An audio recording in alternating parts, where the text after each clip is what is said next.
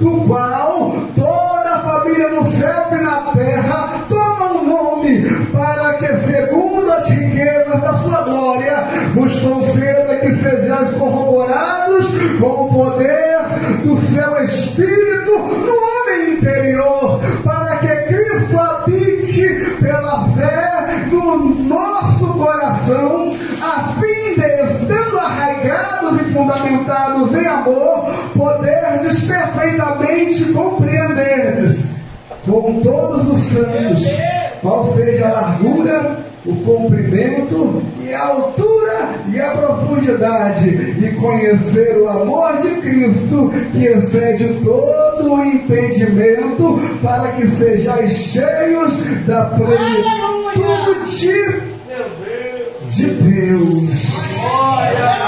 E você está glorificando a esse Deus poderoso.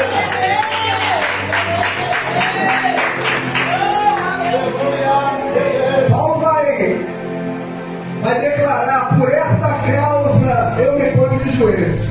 Há uma causa em especial para que Paulo pudesse enviar não somente a sua carta, mas para que ele pudesse dizer: eu estou de joelhos por esta igreja, eu estou me pondo de joelhos por uma causa. E que causa é essa, irmão Júnior? No capítulo 3, versículo 14 ao versículo 21, por mais que nós temos somente até o versículo 19, é o motivo pela qual o apóstolo Paulo ele escreve essa carta. Mas é importante a gente entender que a epístola aos Efésios, ela também traz informações que vão nos dar uma grandeza maior, pela qual o motivo que Deus permitiu através do Espírito Santo que Paulo escrevesse essa carta. Quando nós lemos a epístola aos Efésios, nós percebemos que Paulo ele tem o interesse de mostrar à igreja em Éfeso a plenitude da fundação da igreja, uma igreja que é fundada em Cristo, uma igreja que ela tem a sua unidade no Senhor. Nós vemos depois Paulo mostrando que tudo se completa no sacrifício de Jesus, e esse sacrifício vicário aponta para uma obra excelente. Essa obra não é feita por mão humana, essa obra ela não é feita por mérito humano. Não havia animal, não havia ninguém que pudesse realizar essa obra. Que obra é essa, irmão Júnior? Era a obra do sacrifício vivo do próprio Filho de Deus. Paulo mostra para uma igreja que estava sendo implantada em Éfeso que era necessário conhecer a pessoa de Jesus Cristo como um sacrifício perfeito e ter um entendimento de uma igreja que cresce em unidade.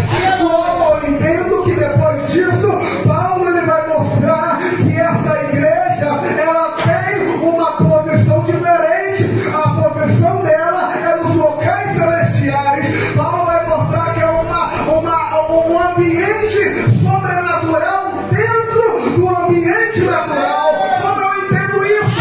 A igreja do Senhor hoje, ela é uma igreja que se trabalha em duas formas. Que forma é essa? É uma igreja, ela é a igreja que trabalha no seu âmbito físico, os cultos diários, todo o corpo de obreiro, todo o seu mecanismo para que ela funcione, faz com que essa igreja seja visível. Essa igreja visível, ela tem poder de chamar pessoas para dentro dela, através de convites, de cultos, de festas, mas ela não tem o poder de trabalhar no âmbito espiritual. Então somente a igreja organiza, ela pode ter o poder de trazer a glória de Deus, o mundo invisível para perto. É mais ou menos assim. Jesus vai dizer que a nossa guerra, a nossa luta não é contra carne e sangue, mas contra principados, potestades, forças infernais da maldade, os príncipes das trevas, do mundo tenebroso, dos locais celestiais. Paulo está dizendo que essa igreja ela tem que sair do âmbito organizacional para entrar no âmbito de organismo. A igreja como organismo, ela sai da placa denominacional e entra no corpo de Cristo. A Assembleia de Deus, a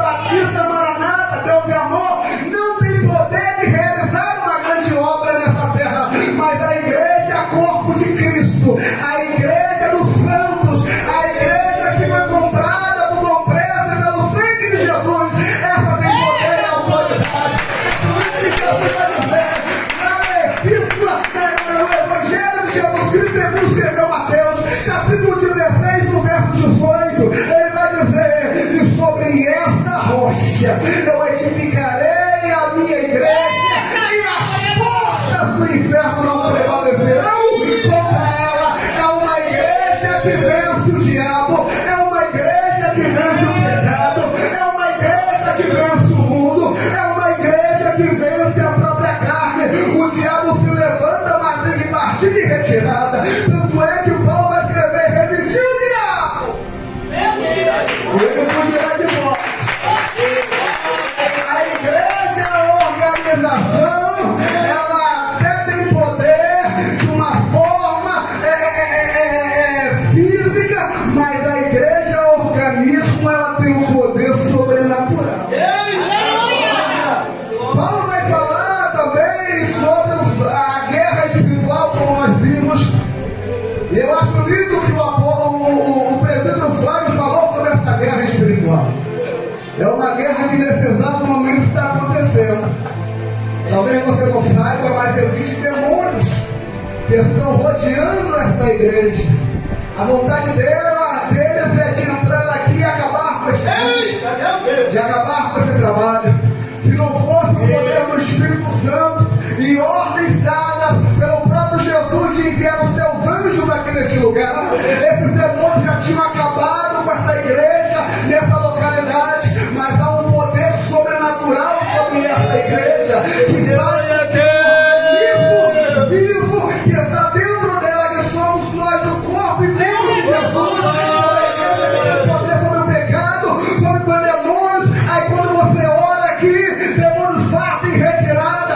Quando você levanta a mão aqui, lá na tua casa, a libertação, a livramento, aquela pessoa que você intercede, Deus livra da morte, livra do acidente, é porque Deus ele trabalha perto e longe. É aquilo que a Raabe falou quando os espias chegaram lá em Canaã. Ela vai falar: olha, ficamos sabendo que o teu Deus é o Deus em cima do céu e embaixo da terra. Ele é o Deus do trono, mas aqui ele tem poder, e quando ele manda, demônio não pode Paulo escreve a igreja, Epístola aos Efésios, e ele no capítulo 3 ele vai fazer uma oração que nos chama a atenção. Essa oração é uma oração como é que eu posso dizer? Paulo está chamando a atenção da igreja para não perder valores. Nós estamos no culto de libertação. Aí você fala: mas irmão Júlio, não tem visitante, o cachaceiro não veio, o traficante não veio, a prostituta não veio, o noiado. Então, qual é a validade deste culto de libertação para a igreja? Bem, a igreja, como organismo vivo, ela precisa de libertação. Todos nós, da qual aqui estamos, precisamos de algum tipo de libertação, até mesmo porque a igreja que vai subir ao céu é uma igreja que passa pelo estado de santificação. Então, Paulo vai dizer: olha, segui a paz com todos e a santificação, sem a qual ninguém verá o Senhor. E quando nós olhamos essa palavra santificação, ela é uma palavra que ela nos mostra uma obra em andamento. Como assim, irmão Júlio?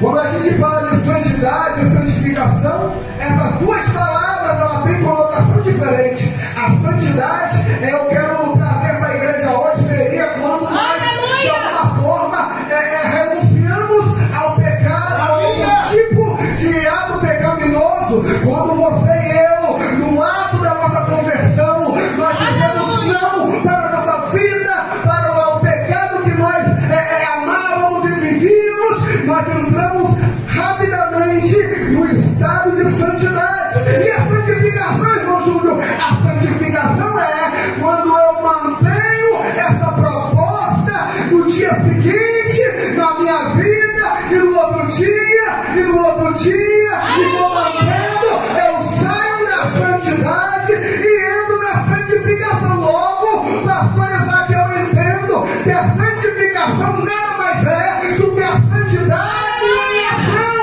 Como assim, irmão Júlio? Eu largo o pecado hoje e amanhã eu continuo uma vida de santidade, eu já aumento o meu estágio para a santificação. A santificação é uma vida com Deus, é o dia a dia lutando contra a natureza, contra a carne, contra o pecado até Jesus voltar. Só quem está entendendo que sem a santificação ninguém terá o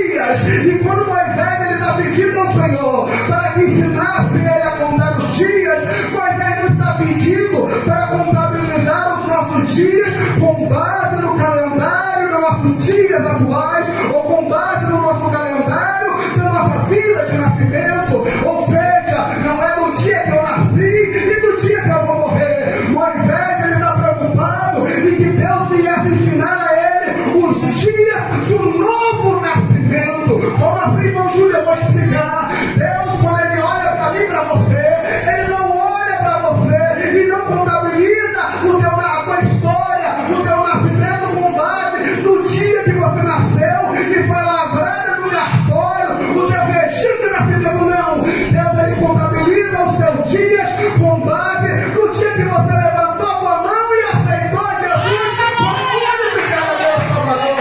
Daí em diante, Deus, ele vai contabilizar o meu dia e o teu dia. Tanto é que lá no livro de João, capítulo 3, versículo 3, Jesus vai chegar para Nicodemos, que era um doutor da lei, ele era um fariseu, ele era um homem de alta patente de Israel, reconhecido como um homem de influência, ele era um homem que tinha autoridade sobre a nação, e vai dizer para ele: Nicodemos, é necessário que você nasça de novo.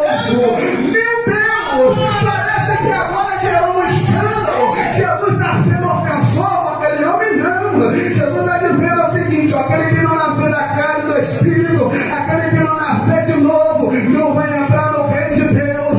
Parece que eu estou entendendo Jesus falando para ele: olha, enquanto você pode ser fariseu, você pode ser doutor, você pode ser influente, mas se não nascer do Espírito, se não tiver um novo nascimento, Deus não te reconhece. Deus não me reconhece quando eu nasço. Para nascer tem que morrer. É por isso que Paulo fala: mortificai os vossos membros. É por isso que Paulo fala: é necessário que eu morra. Ele vai dizer: já não estou vivo mais eu, mas Cristo vive em mim. Já estou crucificado com Cristo.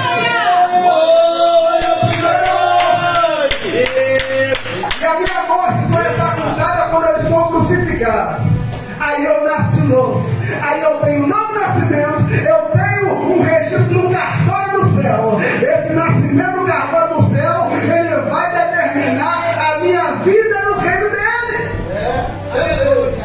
Tem gente que tem 30, 40, 50 anos de crente, mas no céu só tem 5 anos de existência.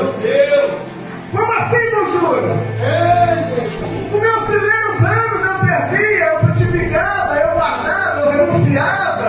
Depois eu comecei a relaxar, fazer confissão, liberar um negócio ali, aceitar um negócio aqui, aí eu perco meu nome escrito no livro da vida. Na instituição da igreja evangélica, Assembleia de Deus, Ministério Palavra Viva, de repente você está lá, como um rodimento com 30, 40, 50 anos, mas de repente, por causa de algum pecado, por causa de algum deslize, o seu nome foi apagado. É por isso que quando Jesus vai chegar para um certo povo, ele vai dizer: olha, nunca nos conheci.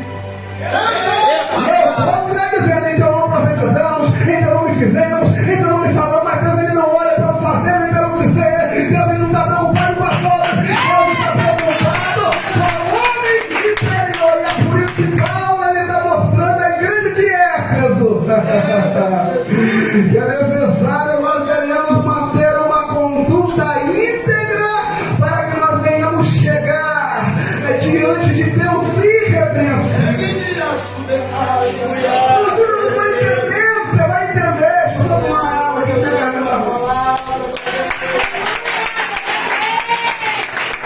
Para que a gente possa entender, pastor Isaac, o motivo pelo qual Paulo escreve a carta aos Efésios, é importante a gente entender que Efésios, a igreja de Éfeso, ela não aparece no cenário histórico na epístola de Paulo. Logo, quando Paulo escreve a carta, a igreja já existia. Então a gente precisa entender, olhar no olhar histórico, biblicamente falando, onde começou, onde se gerou a igreja de Éfeso. E quando eu olho a igreja de Éfeso, eu percebo que ela tem 3 cenários na Bíblia Sagrada. O primeiro cenário é o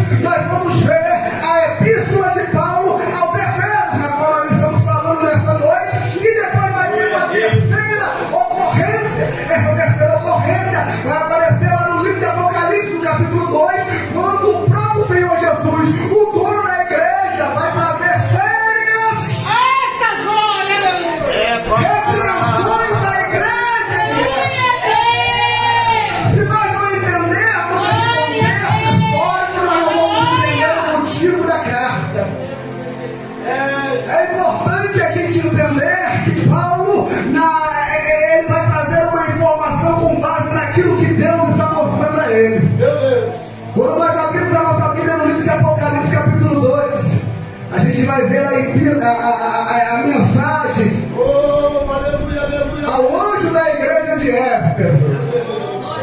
O anjo é o pastor. Ao anjo que está em Éfeso. Eu acho interessante que Jesus vai fazer questão de dizer ao anjo que está. O anjo não é dele, o anjo está.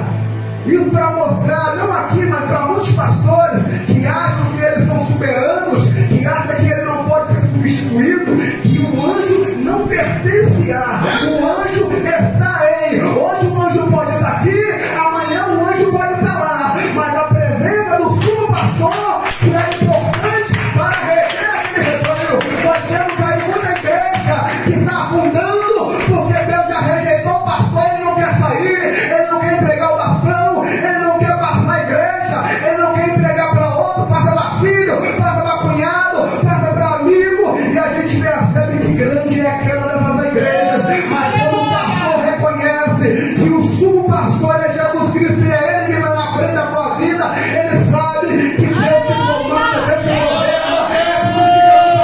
Ao anjo da igreja que está em Éfeso. Oh glória, oh glória, oh glória, oh glória. É papai. E eu sei que você não suporta aqueles que se dizem apóstolos e não são. O apóstolo a gente chamaria hoje de missionário. Ele vai botar à prova aqueles que se dizem missionários. E eu gosto da igreja que bota à prova obreiros. Eu gosto da igreja que bota à prova pregadores. Eu gosto dessa igreja porque não é todo pregador que prega. E tem hora que tem que fazer isso mesmo, porque tem muito lobo travestido de ovelha. Tem muita gente que fala que apóstolo não é, que é pregador e não é, que é pastor e não é, que é evangelista e não é. Ela era elogiada porque botava à prova. Ela não resistia mal, ou seja, ela sabia que não tinha força, mas ela perseverava. Ela sabia que tinha pouca força, mas ela botava à prova. Tem gente que botar para trabalhar, tem gente que você tem que botar para de alguma forma mostrar para ver se ele é mesmo. Aleluia, Pai. É o Senhor, papai. Só tem um problema. Jesus vai elogiar a perseverança, a fé daquela igreja. Só que ele vai dizer o seguinte: mas nem contra ti que deixaste o primeiro amor. Meu Deus. É uma geração que deixou o primeiro amor. Lembra que eu falei, ensina a contar os meus dias? Comecei bem, mas fui relaxando, fui me acomodando. E o amor foi embora. Eu preciso entender que o último estágio da igreja de Éfeso é o estado mal. Paulo vai orar, Paulo vai se pôr de joelho, pastor Isaac, porque a revelação do Espírito é que a igreja de Éfeso termina mal. E toda a igreja que está caminhando por alto, toda a igreja que está caminhando para um declínio moral, para um esfriamento, precisa de um avivamento através da oração. É por isso que foi falado hoje sobre o poder da oração, foi falado hoje sobre o poder do jejum, e uma igreja para permanecer fiel, ela precisa ter o seu alicerce forte, de paz, de joelho, de jejum e oração. É por isso que Paulo começa em Efésios capítulo 4, capítulo 3, versículo 14. Por essa causa eu me coloco de joelho. A igreja já tinha começado, mas Paulo diz: eu como anjo, eu me coloco de joelhos por essa causa.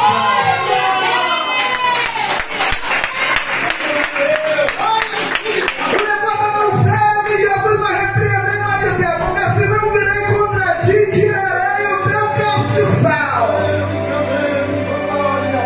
O castiçal aparece no Apocalipse como igreja. Jesus está dizendo: olha, se não se arrepender, eu vou tirar a igreja. Segundo a igreja hoje, tem muito pastor que Jesus está tirando a igreja. A gente tem visto aí os escândalos, pastores caindo, achavam-se soberanos e Jesus está arrancando a igreja, está passando para outro. E Jesus trabalha dessa forma. Eu começo a entender que Jesus precisa mexer para que a gente venha gerar temor. É necessário eu entender que Jesus precisa nos assustar para que a gente possa continuar do jeito, na mesma pegada, na mesma marcha. O operador Henrique falou de um povo que saiu do Egito debaixo de muita glória, debaixo de muito poder,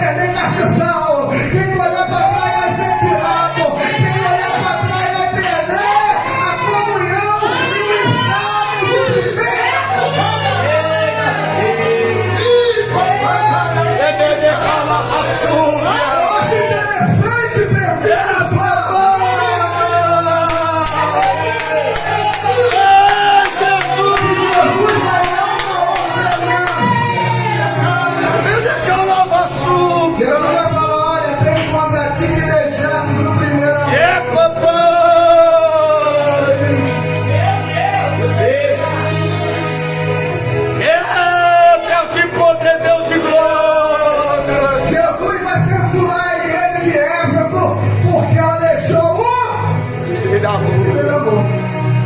Aí se você observar, fala, mas irmão, juro que é o primeiro amor? O primeiro amor é relativo. Tem gente que acha que o primeiro amor é quando ele chorava na igreja. Ah, irmão, quando eu comecei eu chorava. Tem gente que acha que o primeiro amor é quando ele está entregando folhetinho ao doido na rua, evangelizando no demônio, evangelizando na prostituta, lá na boca do fumo. E tem gente que é assim mesmo, quando começou, evangelizava, sentia, chorava, mas depois se esfriou. Mas será que isso é o primeiro amor? Tem gente que fala assim, não, o primeiro amor é quando eu fui batizado no Espírito Santo, quando eu ia na igreja todos os dias, quando eu larguei a minha vaidade, larguei aquelas roupas, larguei o pecado. Então o assunto primeiro amor é relativo. Todo mundo tem a sua preferência naquilo que ele acha que é o primeiro amor. Porém, quando eu olho para a Bíblia Sagrada, a Bíblia vai nos mostrar na história da igreja de Éfeso, pastor Isaac, qual é a origem do primeiro amor de Éfeso. Jesus nunca vai censurar algo se ele não nos mostra o que é. Jesus nunca vai nos questionar de algo que ele não nos mostre a origem. Então, quando eu abro a Bíblia no livro de Atos dos Apóstolos, capítulo 19, eu vou ver aqui uma referência do primeiro amor da igreja de Éfeso. O capítulo 19 de Atos dos Apóstolos vai mostrar o início da igreja de Éfeso. E é engraçado que quando Paulo chega na igreja de Éfeso, pastor Isaac, ele vai começar a operar grandes sinais e grandes maravilhas. A Bíblia vai dizer que até mesmo os aventais e os lenços que eram tirados de Paulo e eram levados até os enfermos, tinha poder de curar. Os demônios corriam quando via o lenço de Paulo. Era um poder sobrenatural na vida do homem de Deus. Demônios gritavam diante da presença do apóstolo. O presbítero Flávio falou aqui da questão daquele menino que os discípulos não puderam expulsar o demônio dele. E isso é triste, porque a gente vai mostrar e a Bíblia vai nos revelar. Quando a gente volta um pouquinho para o Flávio, a Bíblia vai mostrar que Jesus, ele vai pegar Pedro, Tiago e João e vai subir no alto do monte. Naquele monte vai haver aquilo que nós conhecemos como a transfiguração. Jesus vai transfigurar-se em glória, vai aparecer Moisés e Elias. E eles vão conversar com Jesus. Pedro vai chegar a dizer, Senhor, permita que passamos uma cabana daqui, uma para você, uma para Elias e outra para Moisés. Porém Jesus não dá ouvidos pelo vislumbre de Pedro. Mas Pedro estava diante da glória, Pedro estava buscando, Pedro era um daqueles que fazia parte dos mais íntimos de Jesus. Aí eu quero trazer uma informação para a igreja nessa noite. Não adianta ser multidão, não adianta vir atrás de Jesus, não adianta seguir Jesus. Jesus tinha muita gente que vinha atrás dele. Havia os chamados transeuntes que andavam atrás de Jesus, mas andavam atrás de Jesus por causa do milagre, por causa do pão, por causa da cura, por causa da libertação. Mas depois que era recebido o milagre, a cura, a libertação, comia do pão, bebia da água, largava Jesus e ia embora. Era o povo que estava aonde Jesus estava. Jesus passava, eles estavam ali. Mas tem um povo que era chamado de discípulo. A palavra discípulo é aquele que segue com detalhes, é o machete, é aquele que está na igreja, mas está buscando o conhecimento de Jesus, crescendo na graça e no conhecimento. É o dia a dia. A igreja tem que ser discípula, ela tem que seguir Jesus de perto. A Bíblia vai dizer que Jesus ele separa 12 para apóstolos. Tinha vários discípulos. Numa só enviada ele envia 70. Mas a Bíblia vai dizer lá no livro de João que quando Jesus fala que aquele que não comer da tua carne, não beber do teu sangue, não tem paz com ele, a Bíblia vai dizer que uma multidão de discípulos o abandona. Papai. Porém o próprio Jesus vai dizer para os 12, e vós não irão também não? Porém, aqueles que estavam ali, seguindo a rédea da voz de Pedro, vai dizer: para onde iremos nós? Se somente o Senhor tem palavra de vida. Perceba que existia multidões que seguiam Jesus. Jesus tinha centenas de discípulos. Jesus separa 12 para portos, mas haviam 3 que andavam e tinham mais intimidade com Jesus: Pedro, Tiago e João. Em algumas ocasiões Jesus trabalhava com 70, em alguma ocasião Jesus enviava 12, mas tinha momentos que Jesus trabalhava com 3: Pedro, Tiago e João. A minha pergunta nessa noite para você: o que você é? Você faz parte da multidão dos transeuntes e vem atrás de milagre, vem atrás de pão, vem atrás de cura, de libertação? Você faz parte dos 70 que foram, mas não voltaram, que abandonaram Jesus? Você faz parte dos 12 ou você faz parte daqueles que buscam uma intimidade com o Mestre? Porque tem hora que Jesus não pode contar com 12, ele vai continuar a contar com 3. E a Bíblia vai dizer que Jesus pega Pedro, Tiago e João e sobe para um monte. Tem momentos que para curar, para libertar, ele pega Pedro, Tiago e João. Na casa de Jairo, ele vai com Pedro, Tiago e João. Na hora da crucificação, lá no quarto do Getsemane, para orar, para ter uma intimidade, para vigiar, ele vai chamar Pedro, Tiago e João. Tem hora que o pastor não vai contar com a igreja toda, mas eu tenho certeza que a vida da igreja tem Pedro, tem Tiago e tem João, que não é aqueles que são mais íntimos que a Prefeito Flávio, aqueles homens que não puderam expulsar aqueles demônios, não fazia parte do grupo de Pedro, Tiago e João. Aí eu começo a entender que para ter intimidade, para ter autoridade, para ter unção, tem que fazer parte do grupo que busca intimidade com Jesus, busca estar com Jesus, busca caminhar com Jesus, subir o monte com Jesus, ora na casa do irmão com Jesus e estar no vale com Jesus. Cadê você? Visitava os enfermos com Jesus. Pedro, Tiago e João subiam ao monte com Jesus. Pedro, Tiago e João oravam no vale com Jesus. Eu não vou dizer a fé da casa de morte para fazer jejum de oração. Aquela igreja tinha perdido o primeiro amor. Meu Deus. Mas no início daquela igreja vai mostrar o amor de Éfeso. Quando Paulo ele leva a mensagem, os milagres acontecem, a Bíblia vai dizer que alguns homens vão tentar imitar Paulo. Eles vão pregar e anunciar o Cristo na qual Paulo pregava. E a Bíblia vai dizer que alguns demônios que estavam na vida de um rapaz, eles vão tomar aqueles homens de assalto e vão espancá-los. E eles vão dizer algo que me chama a atenção. Eles vão dizer o seguinte: olha, Paulo nós conhecemos, a Jesus que Paulo prega nós conhecemos, mas vós, quem sois? Aí eu comecei a entender que não basta pregar, não basta falar no nome de Jesus, não basta gritar o nome de Jesus. Não.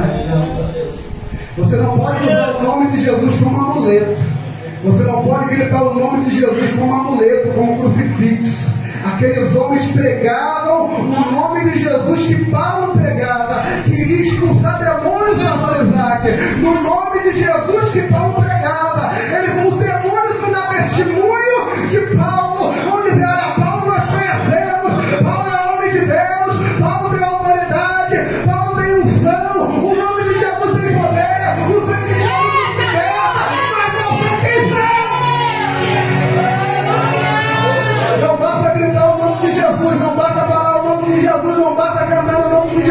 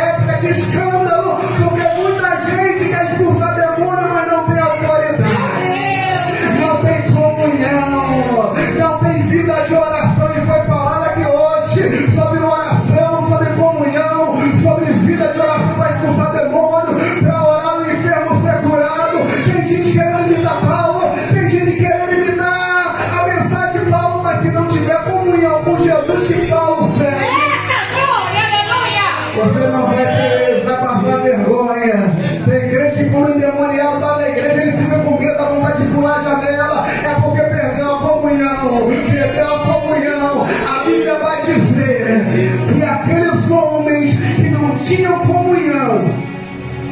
É, papai! E o apóstolo Lucas vai deixar registrado, pastor Isaac, missionário Flávio, que aqueles homens eles eram exorcistas ambulantes. Repita comigo, exorcista ambulante. Sabe o que é um ambulante? É um camarada que fica para lá e para cá.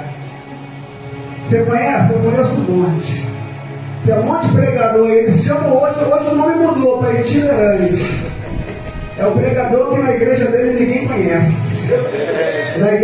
Quando ele vai, ele vem e ele fala: olha, eu vim com a caravana e Deus operou milagre, o paralítico saltou da cadeira, o defunto ressuscitou, mas na igreja dele nunca viu alguém ser curado de dor de barriga, de unha encravada.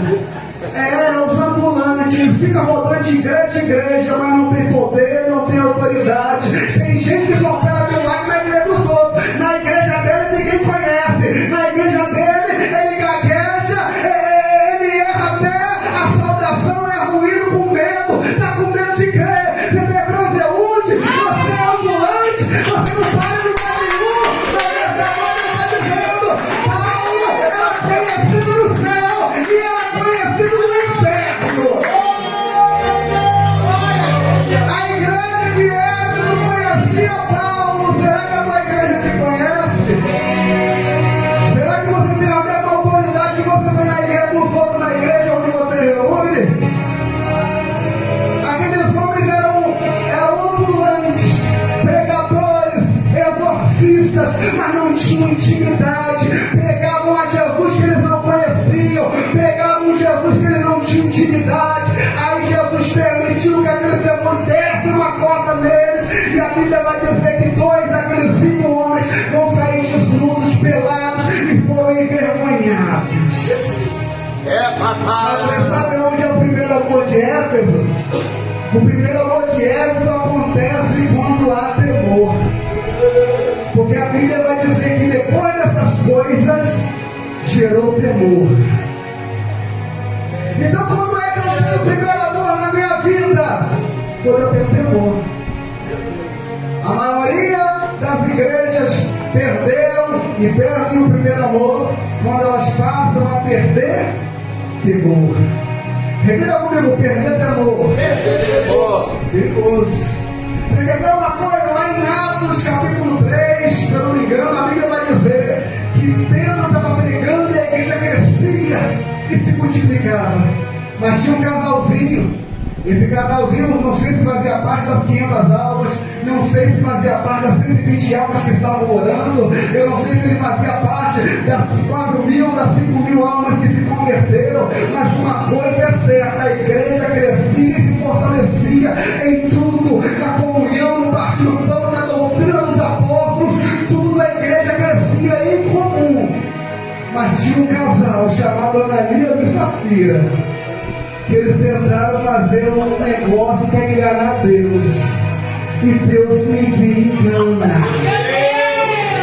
Eles criaram como um acordo em casa: olha, a gente vai pegar essa propriedade, vai vender, mas em vez de dar X, a gente vai dar Y. Quando o Ananias chega até o Pedro para entregar a boa oferta, a Bíblia vai dizer que Pedro fala para ele: rapaz, tu quer enganar o Espírito Santo?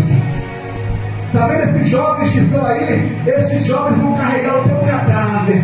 E a Bíblia diz que aquele homem caiu morto dentro da igreja.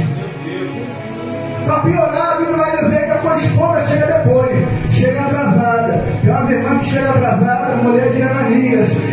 Ela chegou atrasada, não sabia o que estava acontecendo. O marido já tinha sido enterrado. Quando ela chega, Pedro chega para ela e pergunta: vem cá, Safira, é verdade que você vendeu essa propriedade por esse valor? E ela vai dizer: é verdade. O que é mais absurdo, o que é mais triste, é que aquela mulher tinha outros exemplos a seguir na igreja. Exemplos de mulheres honrosas, exemplos de mulheres de Deus, exemplo de homens de Deus, mas ela vai perder a sua salvação porque decidiu seguir o exemplo do marido que não prestava. Tem muita gente assim.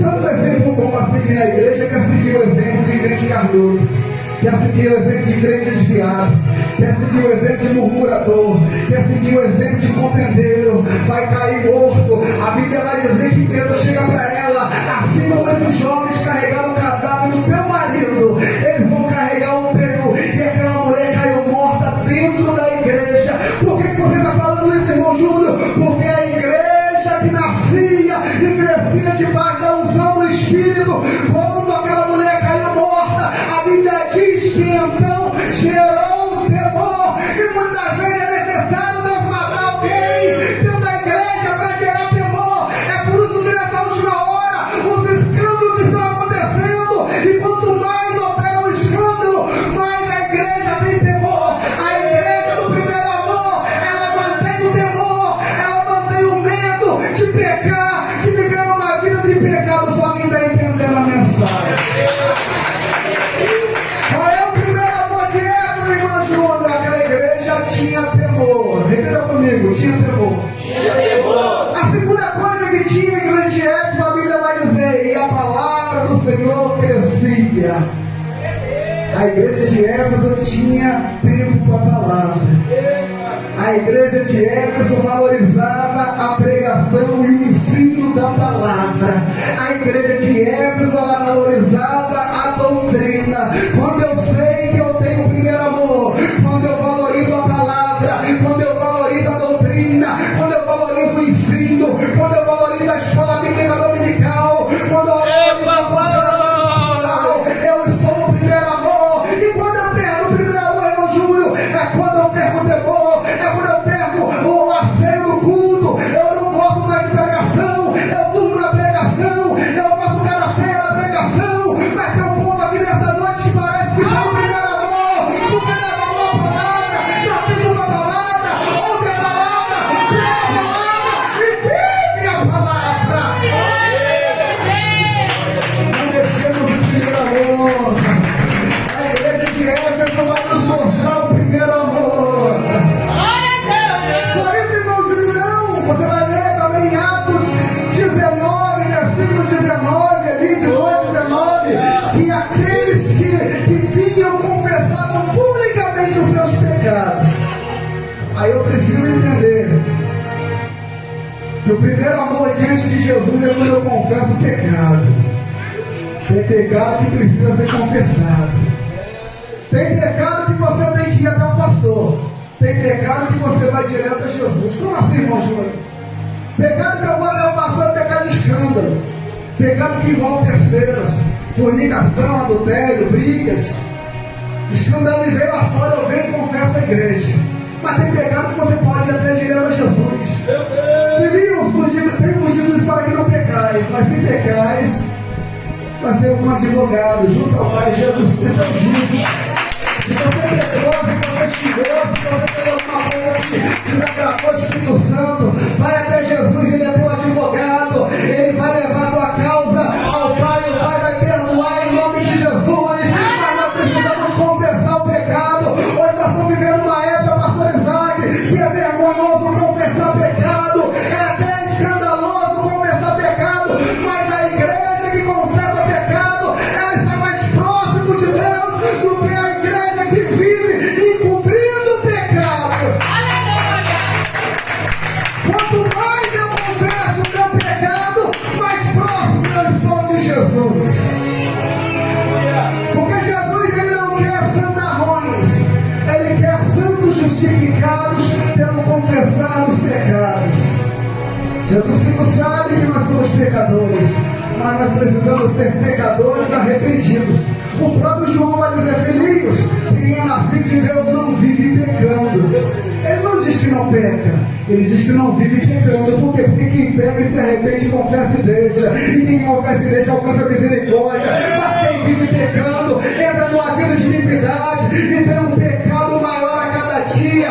O pecado vai crescendo, vai se enraizando. E nesta noite, para viver o primeiro amor na minha vida, eu preciso entender que eu preciso sair daqui confessando o meu pecado. Eu não posso dormir demais de pecado. Eu não posso viver uma vida de pecado. A Bíblia nos fala para que nossos pecados nós venhamos confessando os nossos pecados. Só quem está disposto a confessar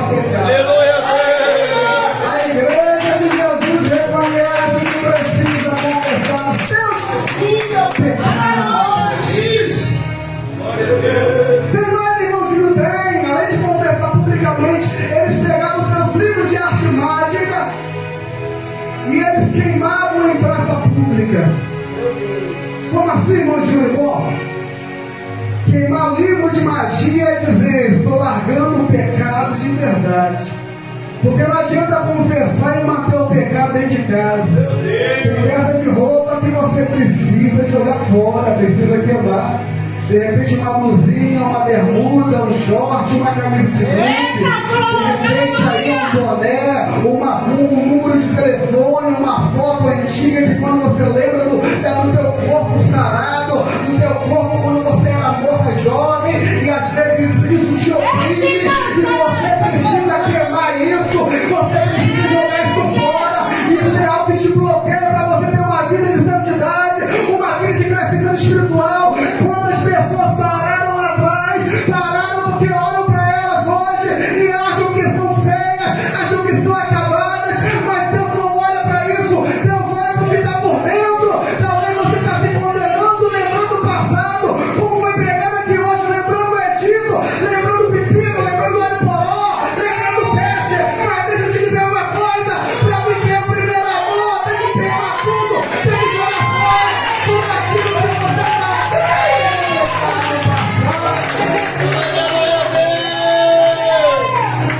Tem que queimar muita coisa. Tem gente que vai sair daqui hoje para Corizade e vai queimar muita coisa. Vai pegar aquela roupa, vai queimar. Vai pegar aquele vestido e vai queimar. Vai pegar aquela camisa, vai queimar. Vai apagar no telefone aquele número. Vai apagar no telefone aquela foto. Vai tirar do teu perfil aquela foto e vai ter uma vida de libertação. Você vai entender? Eles queimaram os livros e foi contabilizado, pastor Isaac, Pedro Flávio, que a soma daqueles livros contabilizavam 50 mil talentos de prata. Era muito dinheiro naquela época. Mas por que Paulo falou isso? Porque Paulo queria mostrar para a igreja hoje que quem estiver disposto a jogar coisa valiosa fora vai ganhar no reino de Deus 10 vezes mais. Por isso Jesus falou: não ajunteis tesouro na terra, onde a ferrugem corrói, onde a traça come, onde o ladrão mina, mas buscar primeiro o reino de Deus e a sua justiça, e todas essas coisas vos serão acrescentadas. Tem muita gente guardando coisa que só alimenta o ódio, só alimenta o pecado, mas aquelas pessoas estavam dispostas a perder para ganhar. Não importa o que eu tenho que perder, eu tenho certeza que muita gente aqui largou coisas, largou situações, largou objetos que eram valiosos para o velho homem, para obter coisas valiosas no mundo espiritual. Você não vai ter uma vida plena com Jesus, você não vai ter uma plena vida no Espírito Santo de Deus, uma vida de poder, quando você estiver disposto, quando você estiver disposta a jogar fora coisas que te prendem a tua vida passada. É por isso que a igreja de Éfeso manteve o primeiro amor quando queimou, quando não confessou e quando deixou.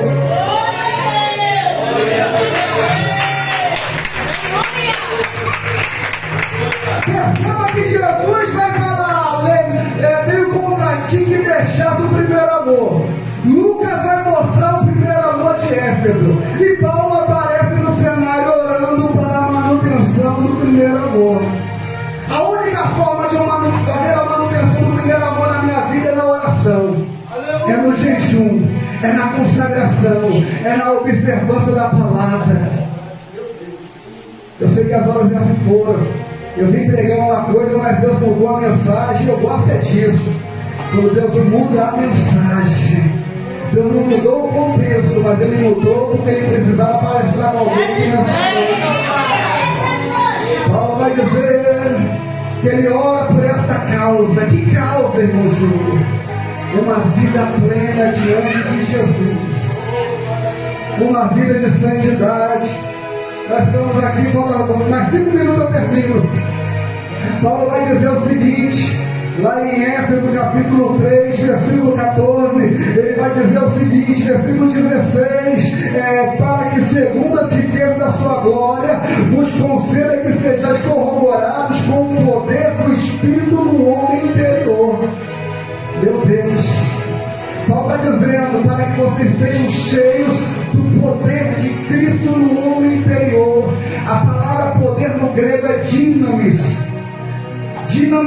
é o poder de uma grande explosão. Da palavra dinamis vem a palavra dinamite. Paulo está dizendo, olha, você tem que estar cheio do poder de Deus. O poder de uma grande obra. O poder para realizar milagres. A etimologia da palavra dinamis é poder ilimitado e poder com recurso. A igreja só expulsa demônio, presbítero Fábio, quando ela tem recurso, quando ela tem poder ilimitado. Esse poder é o poder do alto. É o mesmo poder que Jesus falou lá em Atos 1:8. E semeis minhas testemunhas, e recebereis o poder de Deus, a virtude do Espírito. Aleluia! É poder para expulsar demônio, é poder para pregar a palavra com ousadia, com intrepidez. Paulo está dizendo que você tem que ter poder de Deus, mas no homem interior. Aí eu me assustei, porque tem muita gente que acha que o poder de Deus é falar língua estranha, é pular no mistério, é gritar, é vestir veste de profeta, de mulher de Deus, é saião, é cabelão, é terno e gravata, mas Paulo está dizendo, é poder no homem interior, é poder por dentro, é poder de dentro para fora, não é poder de aparência, porque aqueles 5 homens que eram exorcistas, transeuntes, eles tinham aparência de piedade, mas não tinha poder de Deus. Aí Paulo vai dizer, olha, é poder por dentro, é no homem interior, é na alma, no espírito, para depois seja transplantado para o corpo. Então o que Deus está dizendo nessa noite na igreja, é necessário buscar poder de dentro para fora, é poder que me transforma por dentro, é poder que me enche por dentro, para que depois eu seja cheio.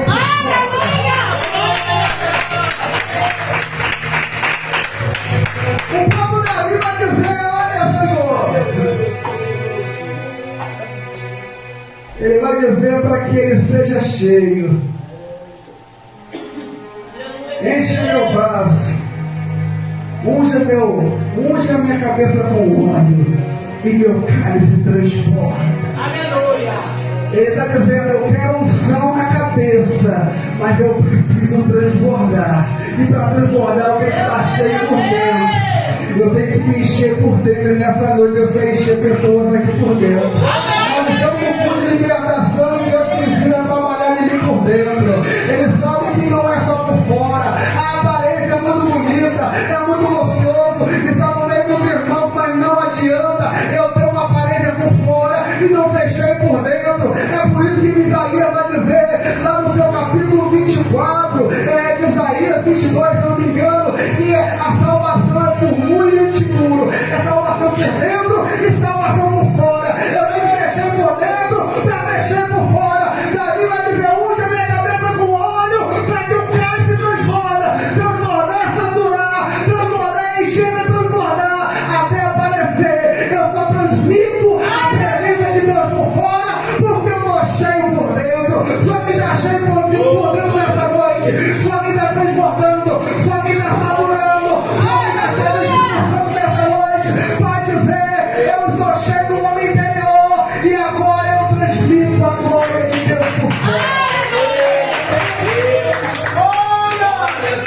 Ele vai dizer o seguinte, versículo 17, para que Cristo habite pela fé no vosso coração.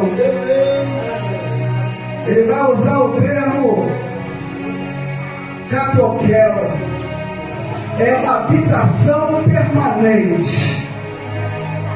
A pergunta é, Jesus Cristo tem permanência no nosso coração? Ele tem acesso vitalício ao nosso coração, ou tem áreas no meu coração na qual a porta está fechada? Aleluia! Será que Jesus Cristo habita em nós por completo? Ou será que tem situações da minha vida sentimental, da minha vida emocional, que eu não quero dar a chave para Jesus? Para que haja uma libertação completa, é necessário que Jesus Cristo habite. É necessário que você entregue a tua chave do coração para Ele, para que Ele venha habitar definitivamente. Aleluia, Pai. Só que tem um problema. Para Jesus habitar, eu preciso primeiro varrer e limpar a casa. Porque nem Jesus, nem o Pai, nem o Espírito habita numa casa suja.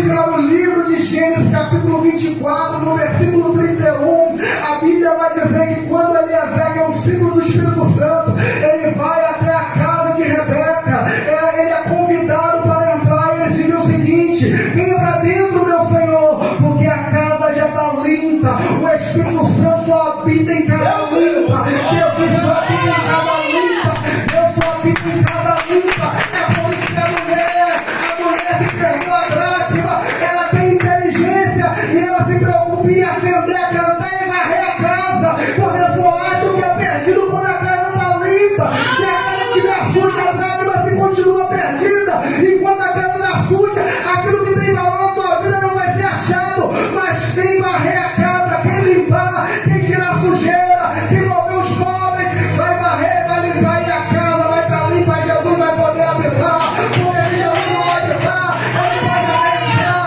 mas ele não resiste. Tem pessoas pastorizadas que Jesus até entra, mas depois Jesus sai. A própria igreja, em Apocalipse vai dizer a Bíblia: eis que tua porta e bato. Meu Deus!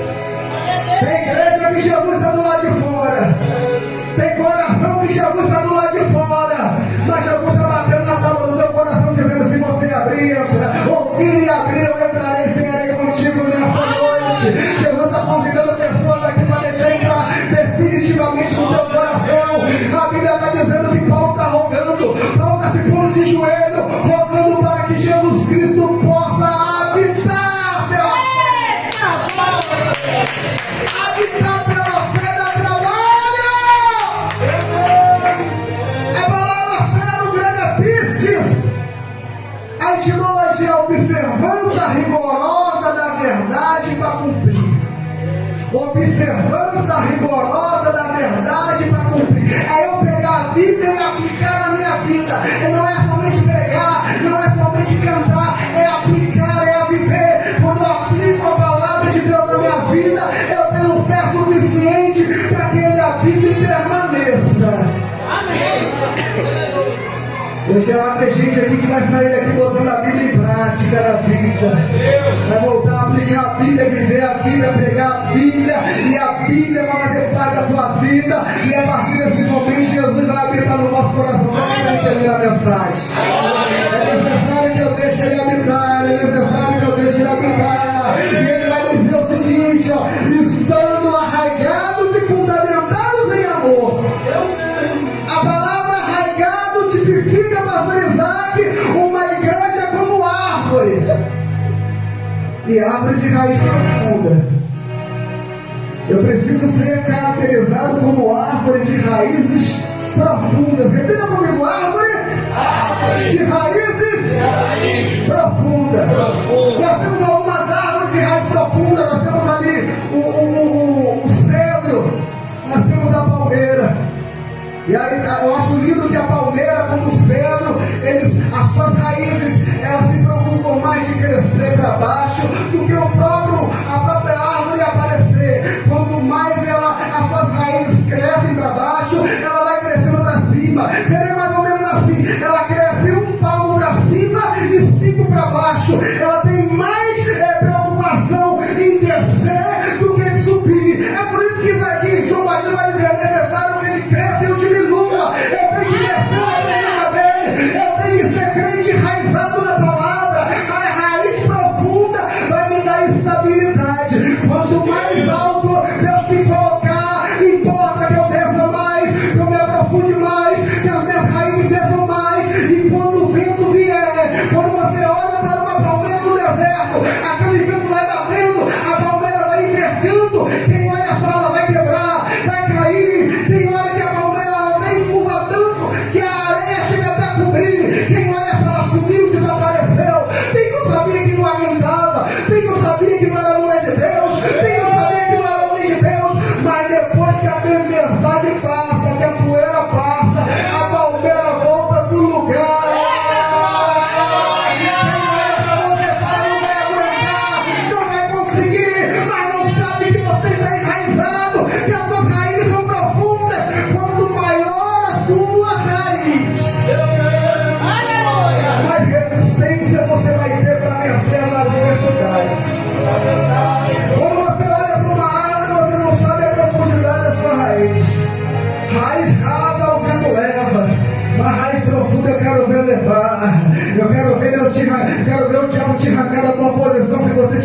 raiz. É por isso que Paulo vai falar que vocês sejam enraizados.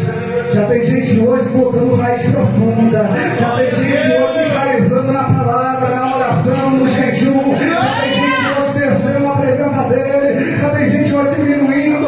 Só você que está entendendo que precisa criar raiz profunda.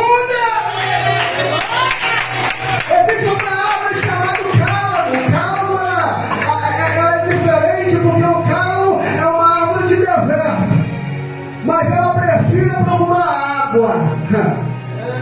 E as suas raízes vão descendo. E vai descendo por cima de pedra, passando por cima de rocha. Ela quebra a rocha, ela quebra a pedra. Ela se embaraça na rocha. Ela fica firme na rocha. Mas as suas raízes percorrem quilômetros até achar água.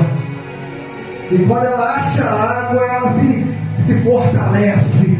Quem olha aquela planta, aquela árvore, fala, ih, vai morrer. Mas não sabe ela que as suas raízes encontraram águas profundas. É árvore que tem profundidade espiritual. Você olha para você e fala, você não vai ser nada, mas não sabe a tua profundeza. É por isso que Jó vai dizer lá no capítulo 14, versículo 7, que a árvore cortada no cheiro das águas, ela volta a brotar. É por isso que você está aqui hoje, porque você sentiu o cheiro da água. O cheiro da água chegou até aqui hoje. Tem árvore que vai em cheiro, tem árvore que consegue sentir o cheiro. Você com você mesmo não vinha, você com você mesmo não tinha força, mas o cheiro das águas te trouxe aqui nessa noite. Aleluia, Pai. Então vai morrer, vai crescer, vai voltar a dar fruto. Só quem está entendendo a mensagem, hoje eu preciso de estar enraizado para sentir cheiro das águas. Hoje eu preciso ser enraizado para estar firme na rocha. Ô, glória a Deus. Só entra no não enraizado e edificado e fundado como uma fundação sólida. Jesus vai dizer, sobre essa rocha edificarei. Edificaram na rocha, edificaram em Jesus. Quem é edificar em Jesus aqui hoje? Aleluia. Edificaram na rocha. Jesus vai dizer, ao homem fiel, o assemelharei aquele que edificou a sua casa sobre a rocha. Veio os ventos, combateram contra ele sobre as águas, mas permaneceu de pé. Mas o homem infiel, o homem prudente, eu vou assemelhar que edificou a casa sobre a areia. Veio o vento, veio as águas, tempestade, e grande foi a sua ruína. Perceba que Jesus em nenhum momento está dizendo que o vento não vai soprar, que as correntezas não vão bater na tua vida. Tanto quem edificou a casa na areia, como quem edificou a casa na rocha, sofreram as intempéries da vida. A diferença de quem está edificado na rocha permanece. Só quem está edificado na rocha. Jesus não está dizendo que você não vai sofrer, está dizendo que você vai passar pela prova do glória a Ele. Porque Ele te edificou nele. Quem está edificado nele tem o poder dele. É por isso que Ele falou, e sobre as portas do inferno não prevalecerão na igreja edificada nele. É por isso que essa igreja aqui em Jardim de Alá ainda está de pé, porque está edificado nele, está alicerçado nele, está fundamentado nele. A oração de Paulo era para uma igreja não perder o amor, para estar edificada nele. E nessa noite é a minha oração para essa igreja, para continuar enraizada, edificada na rocha que é Jesus. Oh, aleluia, Deus. E ele vai dizer mais o seguinte, para que poderes compreender com todos os santos. A palavra de Deus está fazendo alguém compreender hoje. É necessário que você saia daqui compreendendo qual é a largura, a altura, a profundidade da obra de Deus na tua vida. Você precisa entender as dimensões da chamada de Deus para a sua vida. Eu vou repetir para você entender. Você precisa entender as dimensões da vocação que Deus tem te chamado. Não dá para ser crente de 20, 30 anos e não saber para que for te chamado. Não dá para ser crente de 20,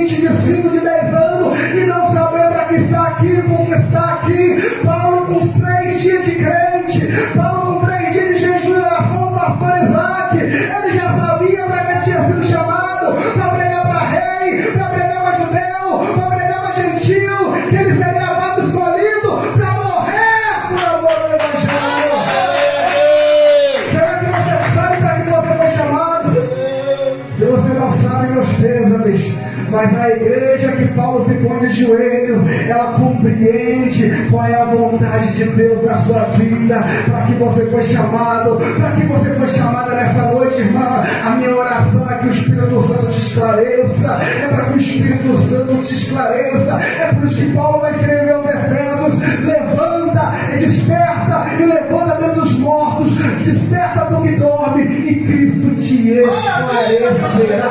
De repente você está dormindo, de repente você está entre os mortos, mas nessa noite, se você despertar do sono, nessa noite, se você levantar dos mortos, Jesus vai te esclarecer, e você vai sair daqui entendendo tudo que Deus está falando contigo nessa noite. Sua vida está despertando, sua vida está deixando morto, sua vida está vivendo uma vida de plenitude, vai sair daqui cheio da glória de Deus. Onde der essa noite. Eu vou encerrar porque as horas já se foram. Eu precisava falar mais, mas vou deixar o Espírito Santo continuar falando no teu coração. Paulo vai dizer, pastor Isaac, por essa causa me põe de joelho. Eu tenho certeza que é a causa pela qual os pastores dessa igreja se põem de joelho. Eu tenho certeza que é a causa pela qual essa igreja se põe de joelho.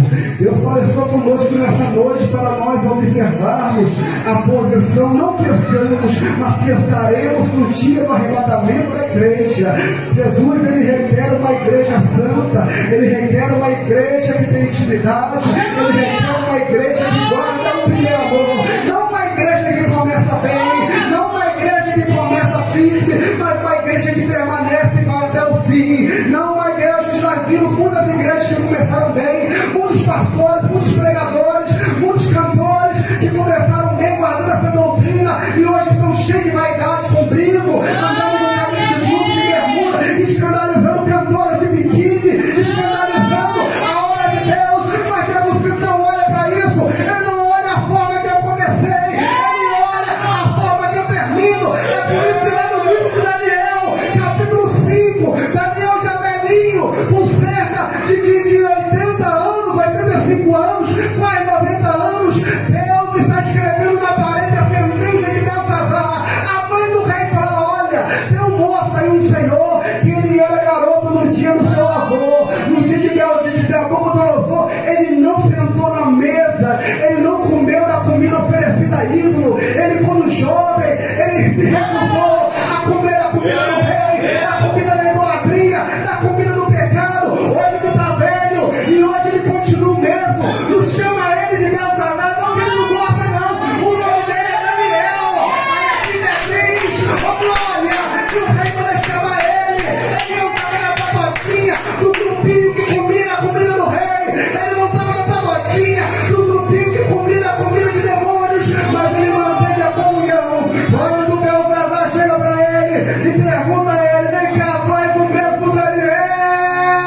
A Bíblia vai dizer que ele vai responder não com palavras, mas com ações. Aí me vem a memória agora, pastor Flávio, a tua palavra quando você orou e falou: eu quero ser usado, e no tempo certo Deus usou. Daniel esperou o tempo. Quando Daniel foi na presença de Belsazar e ele foi contestado se era o mesmo. Ou você já mudou, Daniel?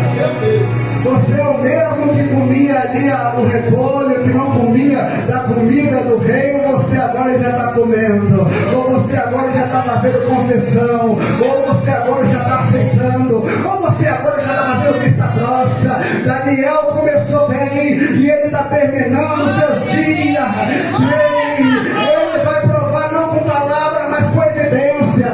Ele vai dizer: olha, o que está escrito na parede é o seguinte: pode pesar na balança e você achar em falta, o teu reino foi decidido e entregado ao tempo certo. Era isso que estava dizendo. Neemia que assim, ele sabia interpretar a palavra de Deus, porque tinha intimidade com Deus e fala em secreto. Por